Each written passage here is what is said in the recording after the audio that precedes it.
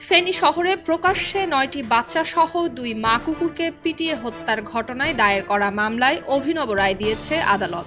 আসামিকে কারাবাস কিংবা জরিমানার সাজা না দিয়ে ১৫টি কুকুরকে ৩ মাস খাওয়ানোর শর্তে মুক্তি দেওয়া হয়েছে। ২৬ ডিসেম্বর ফেনীর সিনিয়র জুডিশিয়াল ম্যাজিস্ট্রেট দ্বিতীয় আদালতের বিচারক অপরাজিতা দাস আসামির উপস্থিতিতে এই আদেশ দেন।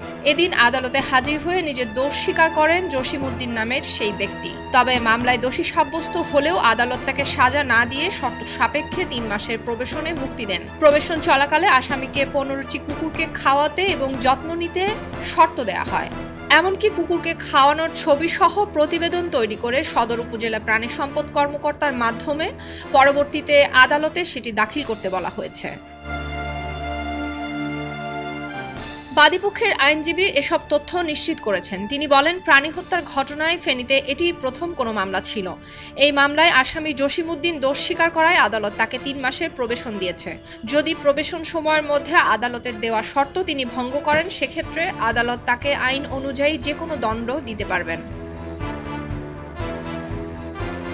উল্লেখ্য, গত ৪ ফেব্রুয়ারি ফেনী শহরের শান্তি কোম্পানির সড়কে শান্তি কোম্পানি বাড়ির কালামিয়ার ছেলে জসিমউদ্দিন বিনা কারণে ২ মা কুকুর সহ ৯টি বাচ্চাকে প্রকাশ্যে পিটিয়ে হত্যা করেন। এই ঘটনায় ১ এপ্রিল ফেনীর সিনিয়র জুডিশিয়াল ম্যাজিস্ট্রেট আদালতে অ্যানিমাল এইড ফেনীর পরিচালক এনাম হোসেন বাদী হয়ে ৩ জনকে আসামি করে একটি মামলা করেন। মামলাটি আমলে নিয়ে ফেনী সদর উপজেলা প্রাণী সম্পদ কর্মকর্তাকে তদন্ত প্রতিবেদন দাখিলের নির্দেশ দেন আদালতের বিচারক মোহাম্মদ আশিকুর রহমান। এরপর গত ৯ জুলাই পিটিয়ে কুকুর হত্যার ঘটনায় আদালত তদন্ত প্রতিবেদন গ্রহণ করেন এবং শুনানি শেষে প্রধান অভিযুক্ত জসিমউদ্দিনকে আদালতে হাজির করতে সমন জারি করেন।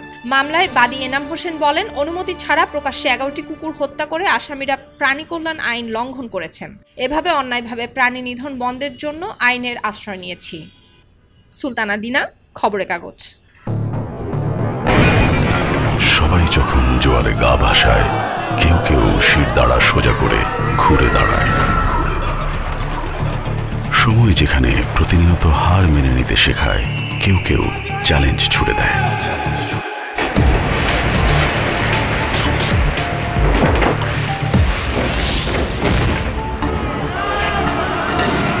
পক্ষপাতের ভিড়ে আজ থেকে কোনো পক্ষ নয়, খবর হবে নিরপেক্ষ।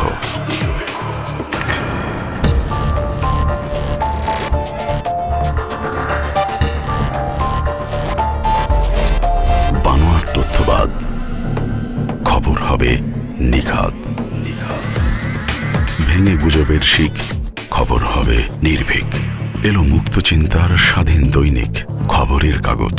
এখন খবর হবে নিখাত, নির্ভীক, নিরপেক্ষ।